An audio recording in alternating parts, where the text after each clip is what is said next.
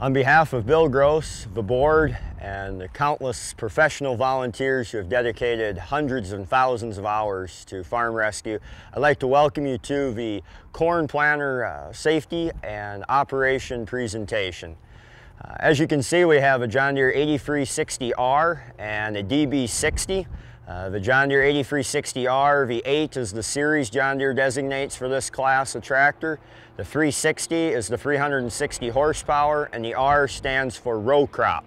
The DB60 is a John Deere, so it's Deere, followed by the B, which is Bauer Manufacturing. Bauer Manufacturing and John Deere had a partnership, and now they make planters together, and the 60 signifies 60 feet of planting width. This particular planter is a 47 row 15 or a 24 row 30-inch spacing. You do corn and soybeans with this particular planter. You can do some other crops, but that's pretty much what we use this planter for, farm rescue. The 8360R is just over 30,000 pounds. The DB60 empty is just over 30,000 pounds. By the time you add 800 gallons of fertilizer and you add 100 units of seed, you're pushing well around 40,000 pounds. So altogether, you got a 70,000 pound machine going down the road or in the field. Any equipment of this size and this kind of weight is something to be respected, and a healthy sense of fear is necessary to maintain control and to keep your head. These 8000R John Deere tractors, this is where you place the fuel in. They hold 180 gallons of fuel. Whenever you're fueling, whether it be at a farmer's yard or from a fuel truck, you want to make sure you don't obviously come in contact with the fuel and keep it out of your eyes and such. To operate the fuel cap, you just flip it up, give it a quarter of a turn, and then wiggle it, and then just let it hang down by the chain, and then you can place the nozzle in and fill her up. To replace the cap, reverse the process, drop the chain in, just make sure you don't try to tap the side, because as you can see, there's a lot of dirt and dust and so on right along the edge. The less you disturb it, the better. That way the fuel filter doesn't get plugged as fast. Set it down, give it a quarter of a turn, and then bring it over center till it locks in place. Now it's nice and snug and replaced. Just make sure when you fill with fuel that you put it back on, as if you leave it run for a couple hours like this, you're gonna end up plugging your fuel filter with all the dirt and dust that gets in the tank. This here is where you check the oil. Every morning, of course, it's a good practice and policy to give the oil a check. You just spin her counterclockwise and take a look on the dipstick. You've got different marks. Right here we're at the top, the 3 dots. We are at the full position.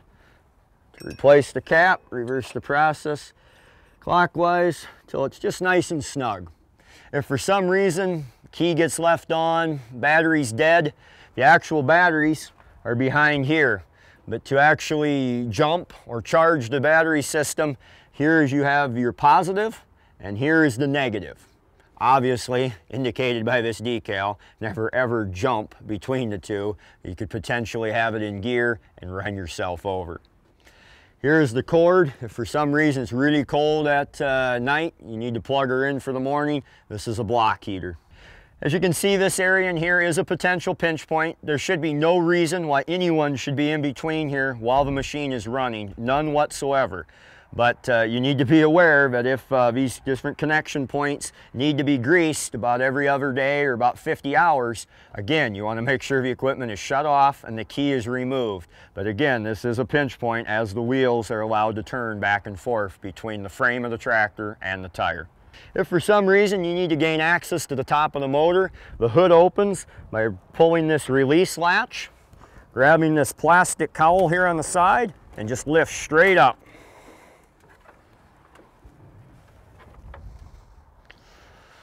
The fully raised position, you can get access at lines in the top of the motor for any reason.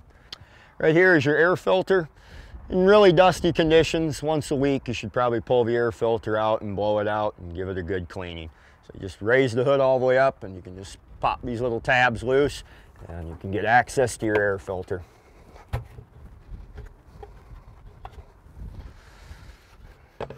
Get at the air filter, just grab it on both sides, give it a little twist, and it slides right off. The inner filter you should never have to blow out. You just need to lay this on the ground and you can blow the air out. Wiggle with it real carefully. You should find the spot where it comes in and fits in snug. So you're about an inch off of the edge. So it's nice and sitting in its seat good. Place the cover. Make sure all the clips engage with the outside ring around the outside casing. Nice and snug. By raising the hood, you gain access to the coolant fill. As you can see, there's lines on the side indicating full or add. Take the cap off on the top and add your coolant as necessary. Here's your filters. The one on the left is your oil filter. One on the right is a fuel filter. If you want to drain some fuel out every so often, just to make sure you don't have any water in your fuel, turn it counterclockwise. So the fuel starts to drip out the bottom. Get rid of the water in the line. After it's run just a little bit, turn her back clockwise, or excuse me, counterclockwise, sorry. Clockwise to get it open, counterclockwise to shut it. And then once it's tight, fuel should stop flowing and you've drained the water. That's something you only need to do every couple weeks or so. To return the hood to the closed position, firmly grasp on this lip here, pull straight down. Make sure your hands are clear of the pinch point here where it comes tight against the tractor. Carefully hanging onto the edge, drop it down, and then pick up a little just to make sure the latch is firmly engaged. In agriculture, this is what is known as a three-point connection. Several implements in agriculture use the three-point. We do not in this application with the DB60, but still it's a big piece of metal. These buttons right in here are what control from the outside this entire three-point, these cylinders, from going up and down. You want to make sure you don't accidentally hit these buttons while you're in between here and get crushed. You want to make sure the three-point is in the fully raised position. If this three-point accidentally gets into the lowered position, these ears will end up dropping all the way down to about a foot to a foot and a quarter off the ground. Obviously, you can see now if you start to turn tight, this ear ends up ramming right into the side of your tongue and will twist this tongue all to mess. So make sure your three-point is always in the fully raised position. It should never be down whatsoever. All these hydraulic lines you see, when they're engaged, have an incredible amount of pressure on them. So whenever operators in the cab, best practice for your own safety is to not be standing in this area back here. That way, if one isn't properly placed, it's not going to pop out and spray you with hydraulic fluid. So you want to stand off a ways to the side when somebody's operating the hydraulic lines. Start off with the electrical connections. This here connection is your flashers and your tail lights for the back of the planter. Self-explanatory, it can only plug into one electrical connection. Next one going down, this is part of your row shutoff and your computer monitor cords. Again, this one can only fit into one connection for your electrical. This is another monitoring cord for a second system on the planter. It only plugs into this connection, cannot be confused. And this connection here also cannot be mistaken. This is what powers your individual shutoff units and provides the 12-volt current to start and stop your shutoffs for your rows. This line here also connects up behind the panel here. This is what gives you the video feed for the closed circuit for your rear view camera on your 2630 screen. Moving over to your hydraulics, you have number 4 on top, number 1's on the bottom. They are labeled with these individual colored blocks, and they're grouped together so you can't confuse which one goes in which. Just follow the numbers on the connectors and place them into the receptacles there on the SCVs. And on the bottom you have a continuous high pressure to keep the fans on, and a return and a second return. Just make sure those are plugged into the return side, and the one on the left there is plugged into the continuous high pressure. They are labeled, and so with the red zip tie to the red connection, the blue zip tie to the blue connection, and then that return line, constant return, will only plug into that line, so you cannot mistake that return. That is what prevents the individual fans from blowing seals when they shut off, and it allows the fans to slow down both your vacuum and your CCS fan and come to a safe stop at the end of operation. As you can see, these electrical connections and hydraulic lines are very fragile. You want to make sure that they're tied up and out of the way. If they're hanging down too low, they can get in between the tongue of the tractor and the hitch on the planter and get squeezed in this pinch point, because this planter is rocking back and forth as gravity allows it. So you want to make sure you've got a good 6 inches of clearance between any of the electrical and hydraulic lines to keep them from getting pinched or caught on the corner or in between on the cylinder. Just make sure they're kind of tied together and neatly in place to keep them from getting destroyed. As you can see, this is a big 2.5 inch pin. It's got a self-locking D-ring on the top here. As long as this ring is dropped down behind the edge here, it's locked in place. There's no way for this pin to work its way out. That's the safety feature on these big pins for the big modern equipment. You also notice you have a safety chain. If for some reason, whatever it may be, mechanical failure or get stuck or you name it, you have to unhook. After, of course, unhooking all your hydraulic lines and electrical and all your connections between the tractor, and you're going to want to make sure you take your safety chain off and your pin out. And then put the jack up and set it on the ground. Just make sure if you have to put the chain back in, you loop it through this D-ring and also around the tongue support frame on the tractor. That gives you an added level of security, making sure it's tied in right with the frame of the tractor for the safety chain. As indicated by this warning decal, you can see that, like we talked about earlier, this piece of equipment, when it's fully loaded, is pushing 40,000 pounds. You get going down the road and you start getting squirrely on your steering, there's a potential to start getting the dog or the tail wagging the dog and start shoving you around. So just, steer nice and smooth, and if it's getting a little squirrely, slow down. There's no harm in going a little slow. We need to make it there safe to help the family farmer. Moving on to the tongue. As you see, you have a cylinder. When you're in the planting field position, you want to take the tongue all the way down. In other words, the cylinder will be pulled completely in. You will see none of the shiny ramrod where the tongue is all the way lowered. In the transport position, you're going to want to have the tongue all the way raised with the entire cylinder ram exposed and the tank as high as it can go to give you clearance going down the road. These individual manual valves control the vacuum pressure on the individual wings. You have one on this side and two identical ones on the opposite side of the cylinder housing on the tongue. The only time you need to use these manual valves is in order to equalize your wings. In other words, one SCV in the back of the tractor controls both wings. Sometimes, for whatever reason, the amount of fluid, hydraulic fluid, gets out of sync between the wings. So in order to equalize your vacuum pressure to keep them within 1 pound or so of each other, you're going to need to adjust the valve to get them to equalize so that both wings are at the same pressure. Your SCV number 3 controls your main frame vacuum pressure, which is the 6 rows that are fixed to the main frame. And SCV number 4 controls the vacuum pressure to both the right and left wing on this planter. So to get the number 4 equalized between the wings, sometimes you need to adjust the valves. As you see, this is a mini air compressor. Anytime you need to charge the airbag system for the individual suspension of the row units, when you're first beginning to charge, you want to use an air compressor, which we have in the back of the pickup.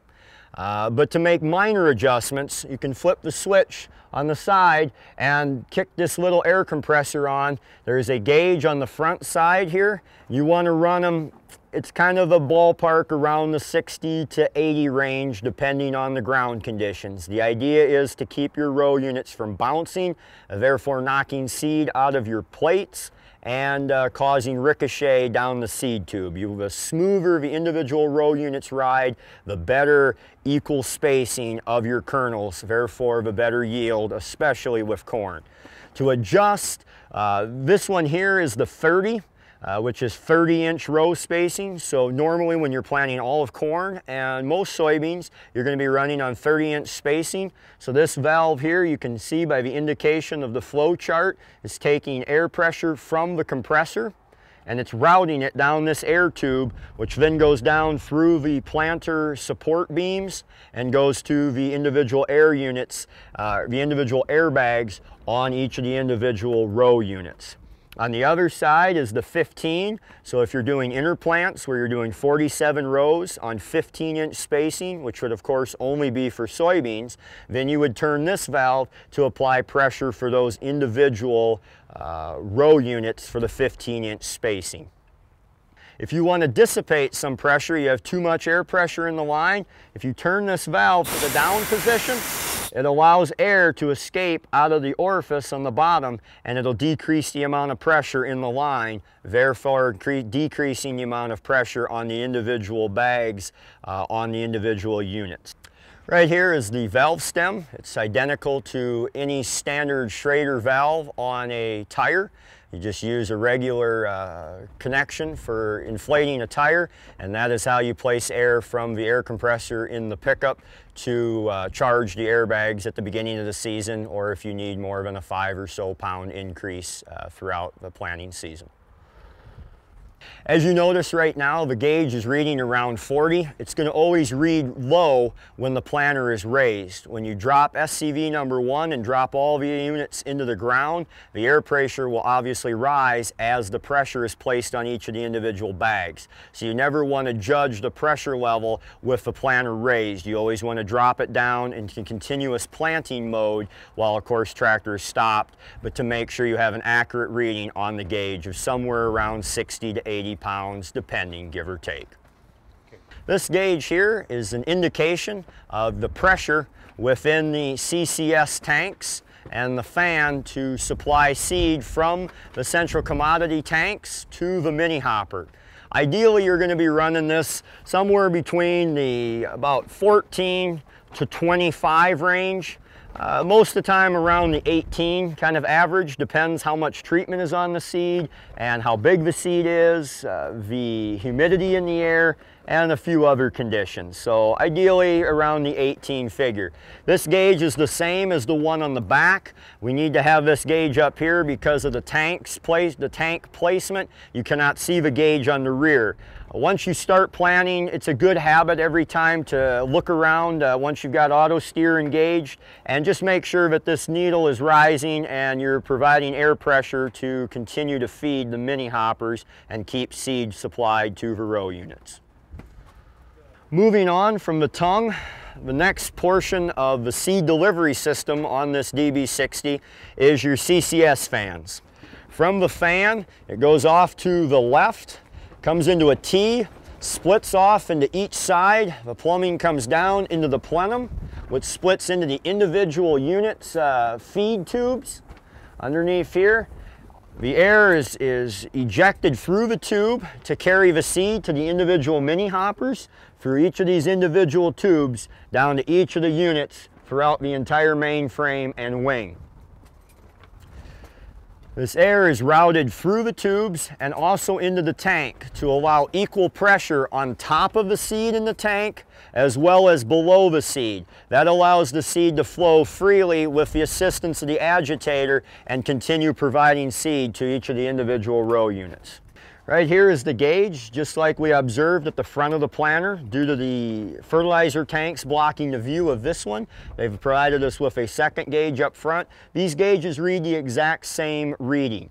When you come back here to adjust to get to that 18, usually 18 to 20 pound range, somewhere in there, you'll take this valve here and adjust clockwise or counterclockwise until you get your adequate reading displayed by the gauge.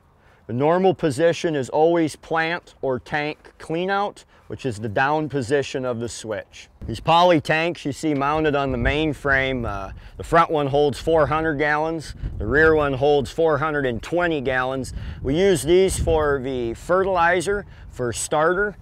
which is about 11 pounds a gallon. Very heavy product, and it has a acidic value to it. You don't really want to get it all over your skin, and certainly don't want to get it in your eyes. We also will use these tanks for your insecticide if a farmer wants to put on for rootworm. For corn would be a good example, and especially with insecticide, you want to make sure that you're using your rubber gloves and goggles because at a high enough dose, what will kill an insect will kill a human being. You can see from the warning decal, agriculture chemicals may cause eye, skin, or breathing problems. To avoid injury, you need to stay out of the fumes. This here is where you add the chemical, whether it be insecticide or the starter fertilizer. This over here is the pump that applies the fertilizer, and obviously you have a chain here. You want to make sure you keep your hand out of this chain and every other chain that drives each of the individual units. Talc powder is another thing you don't want to be breathing in. Whenever you fill seed, you're going to want to use talc.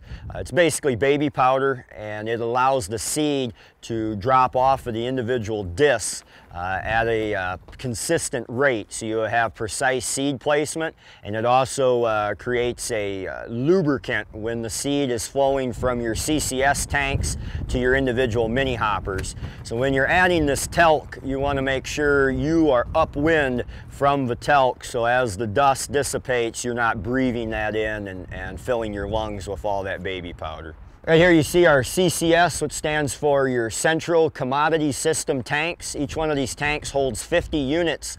And all the seed, nearly all the seed today on the market is treated with an insecticide, and some are also treated with a herbicide to prevent weed growth. So anytime you're handling the corn seed in particular, but also bean seed, you want to make sure you're using gloves and washing your hands as soon as you're done, and not breathing in the dust. To remove the lid on top of the Central Commodity System tanks, grab on it, turn counterclockwise. As you can see by the arrow, to unlock the lid, turn counterclockwise. Spin it about, a revolution and a half, 2 revolutions. There is a cord to hold the lid from falling off. You can just let it go to the side.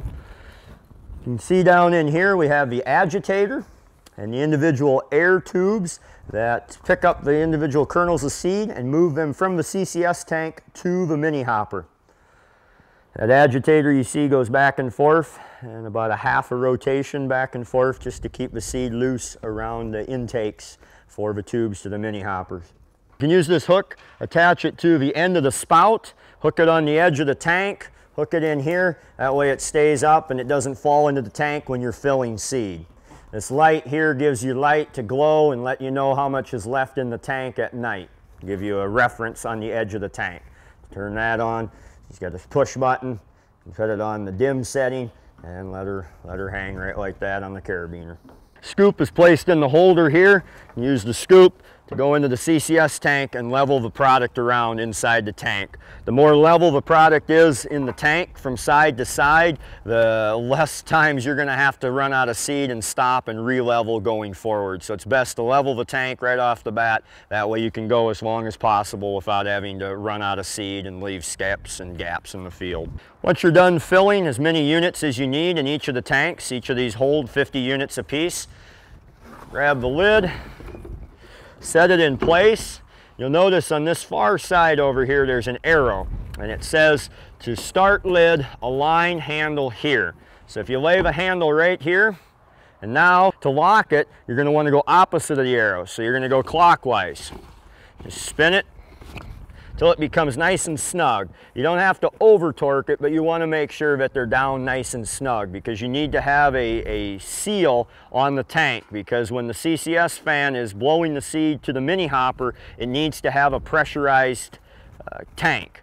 So in order to have an accurate flow to the mini hoppers, you need to make sure that the lid is on snug and secure and straight to keep air pressure inside these poly tanks. As you can see, this ladder swings up. When you're done, just flip the steps in the up position. Just make sure your hands are obviously clear of the pinch points, either raising it or lowering it right there. The conveyor is an opportunity for a pinch point situation. You want to make sure that no one's standing up on the walkway while you're sliding the conveyor back. When you're taking the pin out and replacing the pin, you want to make sure your hands are clear of the pinch point as it lays down in the cradle. As well as once you lay the conveyor on the ground, you want to make sure that obviously you're not dropping it on your foot and you're setting it down on the ground.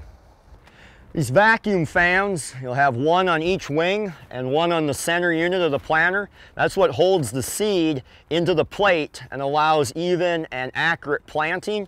They make a lot of noise as they're holding the vacuum pressure. So when you're coming back here to make adjustments or check seed placement and depth or insecticide, anytime you come around here, you either want to put in some hearing protection or hold your hand over your ear when you're close to these fans, because these fans are creating a lot of noise. It sounds like a jet on takeoff. As you can see, some of the units are down. The 24 rows that we're planting for corn, or if a person chooses 30-inch soybeans, are down. As the operator lowers the entire toolbar, those units will start to rise. So one wants to make sure their foot is clear, and also they're clear as they come together to not get pinched in between the units. As you can see, the markers are folded up now, but when we go around the outside of the field as a backup to make sure that we know where we need to drive the next round, and also as an aid when you're backing in for your second round on the outside, you want to use your marker. Obviously, this marker, when it swings out, it adds another 30 feet off of the edge of the planter. So if you're out in the field and someone else is operating a piece of equipment, you want to make sure you're in the clear of that marker as it comes down to make contact with the ground. When these markers come out and down, they go up into the air quite a ways and then swing way out. You need to make sure that you're aware of a clear path of travel for these markers to make contact with the ground. If not, you could potentially put them into a power line or into a tree or into something else or a piece of equipment sitting next to you or a building.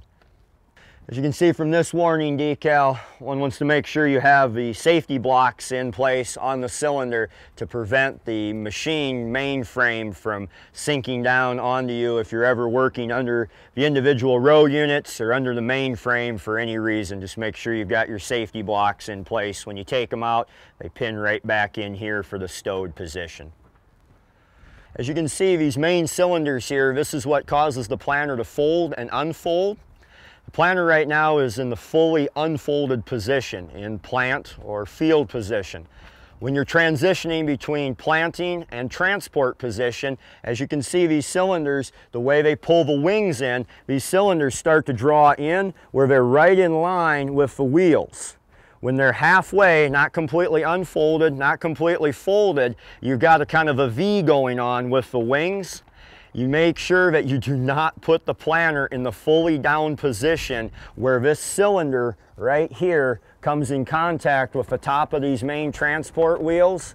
If you lower it all the way, you will destroy these cylinders because they're not made to drop into the planting all the way down position while the planter is in a V, partially unfolded position. Just make sure if you're going to drop it down all the way into the ground, like in plant, or in particular to fill the seed, to engage the conveyor belt, to load the CCS tanks, you want to make sure you're all the way unfolded or you're folded up enough that you don't put the cylinder on top of this wheel right here and break your cylinder.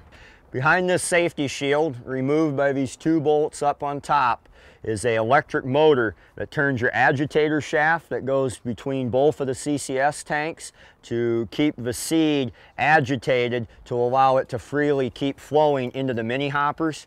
Occasionally you'll have a cotter key that breaks in here, and when you go to replace it, you need to just be careful that you don't accidentally get your hand wrapped into the movement as it goes back and forth in a rocking pattern behind this shield. This is the back side of the CCS tank. You have the plumbing coming in the front side, spreading out into the plenum, and then separating into the individual tubes carrying seed to each of the individual mini hoppers, starting in the main frame and working its way all the way to the outmost row of the wing. You can see how each of the tubes end up splitting off and feeding each one of the individual mini hoppers to place the seed into each individual row. As you see, each of the individual tubes feed out from the CCS tank down to each of the individual mini hoppers. As you see, it comes into the mini hopper. This yellow portion is what they consider the mini hopper.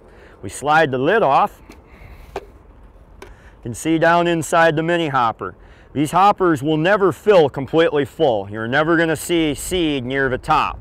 The seed is down below this elbow. As it comes in, it goes down straight at an angle, and so you're only going to see seed in the very bottom of the mini hopper. If you see any seed at all in the mini hopper, the plumbing is clear and you're getting seed to the individual units. You may not have enough vacuum pressure or something else may be your problem, but as long as you see seed in the bottom of this mini hopper, your delivery from the CCS to the mini hopper is complete and good.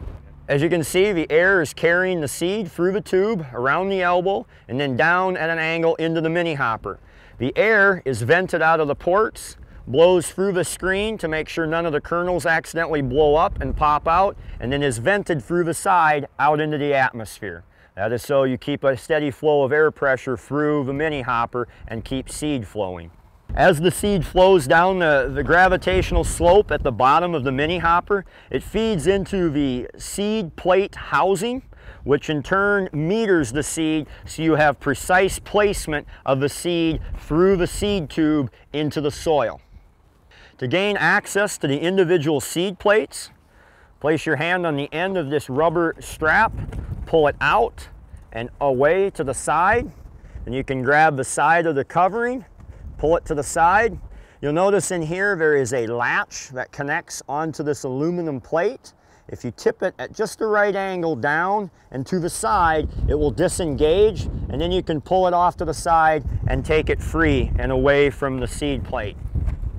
This is an individual seed plate meter.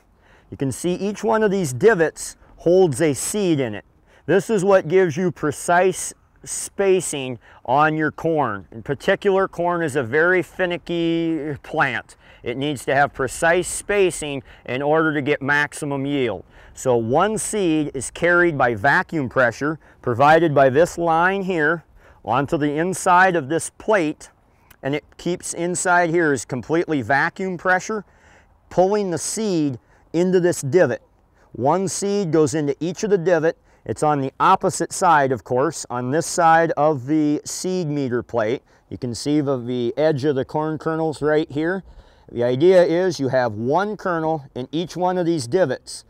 This is one of 3 vacuum orbital motors. It creates a vacuum to hold the seed to the plate in each individual divot.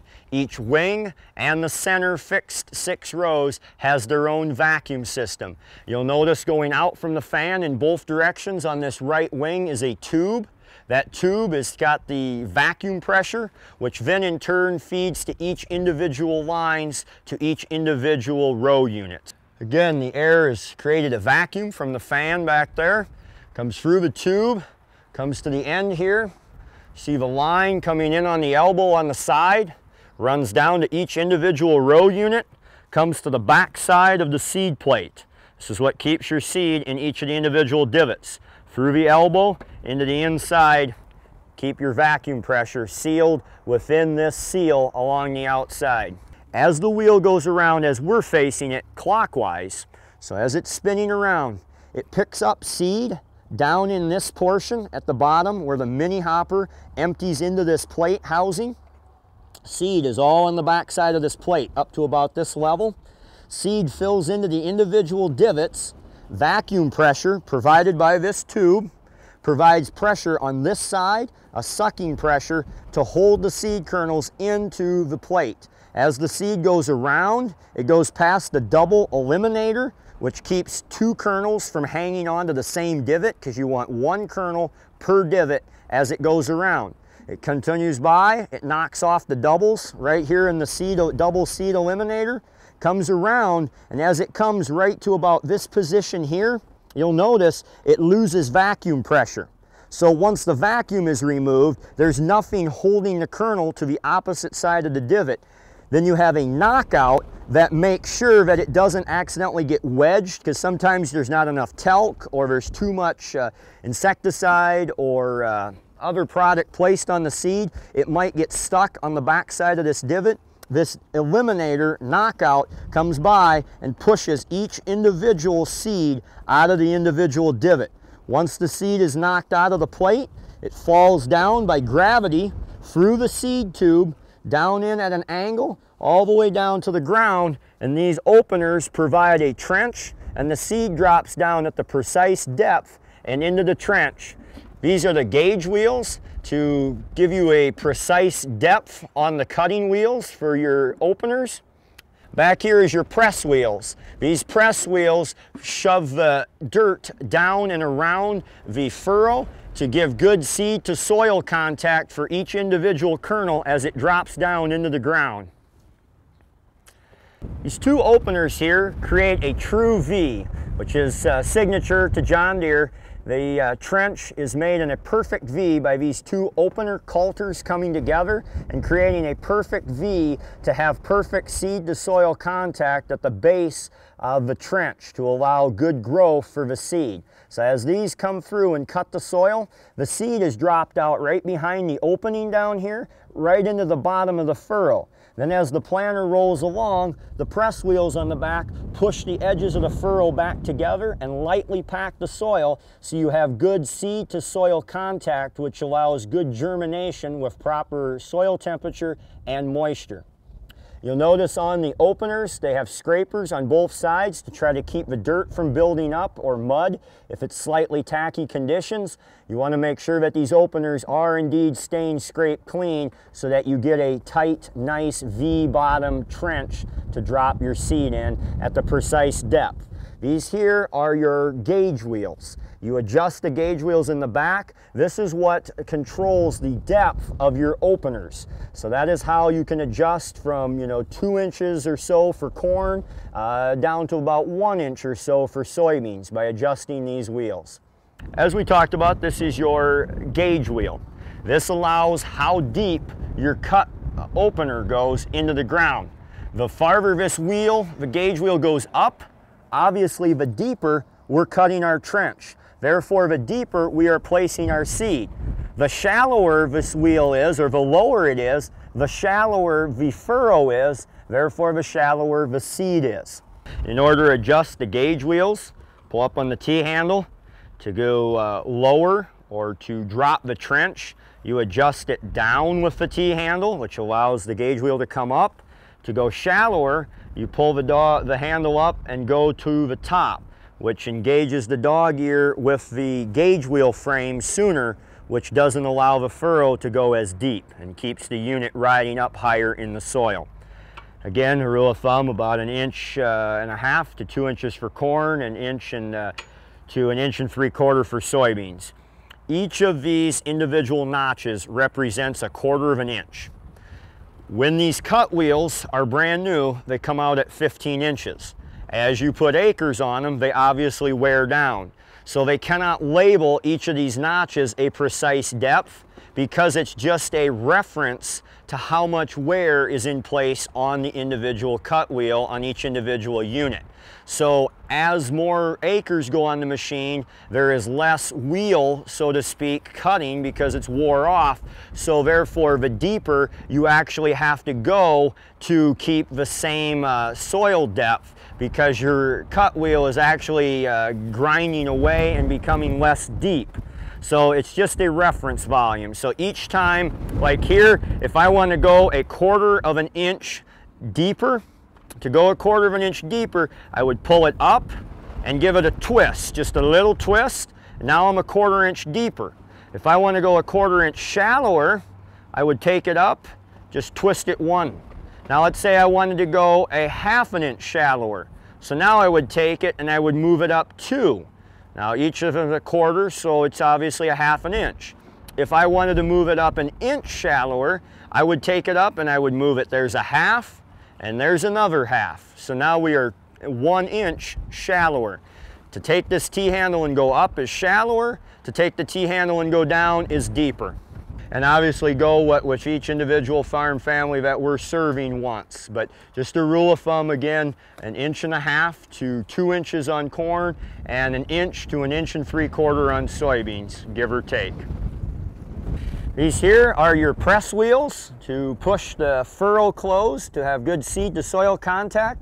They're staggered just a little bit. This one is forward of this one in a V pattern to cause the trench to collapse just slightly. You don't want it too tight, you don't want it packed too tight, but you also don't want slabbing where you can actually see the seed and there's no soil collapsing down in and around the seed. The idea is to have a very light pressure of all dirt touching the seed all the way around. At a light pressure, it causes germination with the right amount of ground temperature and water and soil contact.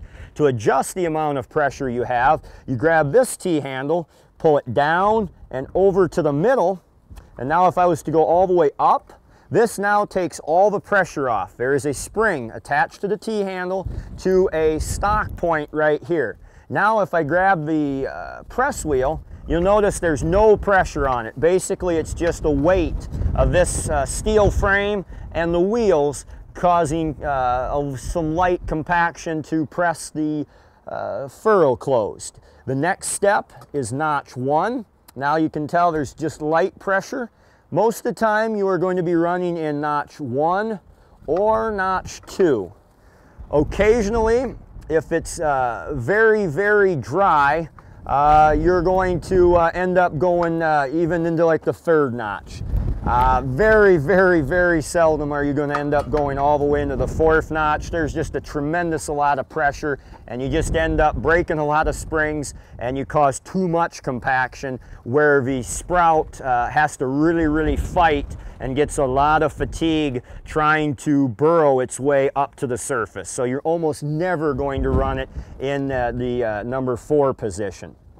Most common is either all the way off. If it's really, really wet, it's a balancing act. You want good seed to soil contact, but you don't want too much compaction. So every field is different. If you have the farmer available, it's best to have him come out and take a look and make sure he's happy with the way each individual field is going. Or if you have their neighbor who's kind of helping you and telling you which fields to go, I would always recommend having them take a look and make sure that you're getting a good seed soil contact and you're getting the right down pressure as well as depth. Because these gauge wheels are constantly moving back and forth, up and down with the undulating ground as you're planting seed, this here wear point gets a lot of friction back and forth as these wheels are rubbing back and forth as they're going up and down, up and down, up and down, going over the clods and going over the different furrows in the field. You want to make sure you grease each one of these about every week or every 1,000 acres, whichever comes first, just to keep it lubed and keep it from getting too much friction and wearing out. Okay, each of the mini hopper assemblies, along with the plate housing, vacuum lines, supply lines, they can all detach and give you access to your seed tube to clean the sensor, to make sure there's no blockage if you happen to go through a lot of mud and you're not getting an accurate sensor reading. To disengage this entire assembly, you grab the latch here, pull down on this lock, pull it up, slide this ear out of the way, and you grab the back part of this whole assembly, pick it straight up. These ears here lock into these shafts on both sides. Just carefully but firmly just wiggle with it till they pop free. Once they're free, pull them to the side. Just kind of carefully move them out of the way, and now that gives you access to your seed tube. You're looking down the seed tube. Off to your right, you'll see that electrical connection. That goes down to your sensor. That is what shows up on your 2630 monitor and tells you whether you have an accurate seed population and each row is actually planting. It senses by sonar, it senses the seed dropping down through the tube, and at so many a second tells you you're at your right population. That tube, of course, empties out at the bottom of the true V, right behind the opener, right next to the fertilizer tube or the insecticide line. So your insecticide is applied right next to the seed, and then it goes right down the furrow to the press wheels, and the furrow is closed and planting is complete. Whenever the operator's in the cab, ready to fold or unfold, everyone else on site, volunteers, family, farmers, media, needs to make sure they're well in the clear of the equipment. As this machine folds up, you can imagine the tractor is going to be rolling forward. The back of the planter is going to roll backwards just a little bit. Your wings are going to swing forward and towards where the duals of the tractor are right now. So everything is going to be moving in really 4 different directions. So obviously before, as an operator, you start to fold or unfold the equipment, you obviously want to make sure you have a wide enough area where you have plenty of room to allow the planter to unfold in particular, or to fold for the rear and forward movement of the machine, and then that everybody is in the clear and out of the way, in particular kids or anybody else. And special caution at night, just make sure you know where everybody is before you start to fold and unfold. Obviously, it goes without saying, there's a pile of pinch points as this big transformer moves from field position to road position. You need to make sure you're obviously out of the way of the support arm there where Proudly Helping Farm Families in Crisis is written, and obviously where the main frame will meet up with the wings as everything folds together. Obviously, when this machine is folded up, it's still pushing 17 feet wide, which means actually the units come out to here. But something a lot of times you don't think about if you're on a guy's yard or you're trying to maneuver into a field around an old farm place is your mirrors. You just want to make sure you keep your mirrors out of the trees from tearing your mirrors off, and also obviously your stack, and any low-lying branches will tear off a GPS Starfire receiver. So just keep in mind of tree branches and limbs hanging near your tractor cab while you're trying to maneuver this long piece of equipment in and out of a driveway or onto a farmer's yard. As you can see, the American flag and the top part of the conveyor to load the seed into the CCS tanks is very high, much higher than the tractor cab and the Starfire receiver. The height for this machine when it's fully raised in transport mode is right at 13.6. If you come to any kind of an overpass or underpass that's anywhere near 13.6, make sure you wait until traffic is nowhere in sight, and I mean crawl, and absolutely crawl underneath it. The idea is the American flag is a little bit higher, so if you're crawling at like a mile an hour or a half a mile an hour, you're going to hit the American flag and not wreck the conveyor belt. So you want to be very, very careful. If you get into a very tight position, you can lower the machine just a little bit and gain another 6 to 8 inches. But again, if it doesn't say 13.6, do not try going underneath of it because you will not fit. As you can see, it's a very wide machine. When it's in transport, the tractor of course stays the same. It's 12 feet wide from outside a dual to outside a dual. Your normal cattle hauler, semi-trailer is about 8 foot 6 inches. So you're going to be hanging over roughly about 2 feet wider than a normal lane. Then when you add, when the machine is folded up, when this planter is folded up, it comes in at 16 feet 6 inches. That's a lot of width. You got to be able to share the road and be willing to slow way down and get over. Now you've got to balance this. You cannot get over too far, otherwise obviously you will dump it in the ditch. Gravity works all the time. So just keep in mind when you're going down the road, you are 16 feet 6 inches wide. That is a lot of width, and you need to give that the healthy respect that it deserves and give people the time to get out of the way, and you to slow down and allow people to pass safe. It's not a race. We need to make sure we get these family farmers helped in a safe and cautious and courteous manner. We don't want to be running people off the road, and we sure don't want to end up in the ditch.